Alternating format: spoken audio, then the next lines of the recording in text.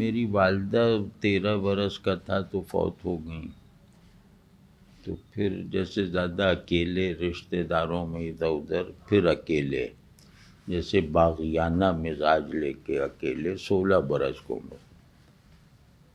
تو پھر وہ سب ہوتا رہا. میں نے عجیب عجیب وہ ذرائع معاش اختیار کیے. ایک وہ برشین گیس کا سلنڈر ڈھو کر وہ ایک سائیکل رکشہ سا ہوتا تھا. اچھا. وہ چلا کے جیسے گھروں میں جا کے لگاتے تھے.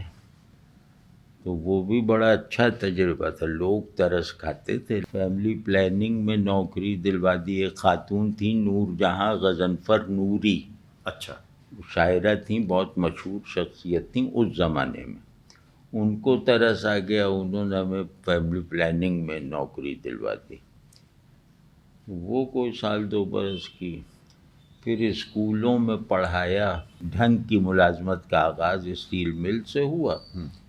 پھر اسی یہاں سے تبادلہ ہو گیا سوات میں، وہ رہے. پھر وہاں سے اقبال اکیڈمی میں اپوائنٹمنٹ ہوئی. وہ میرے ایک دوست تھے، وہ ڈپٹی ڈائریکٹر تھے. تو انہوں نے یہاں بلا لیا سن 85 میں. وہاں سے وہیں سے پھر ریٹائر ہوئے.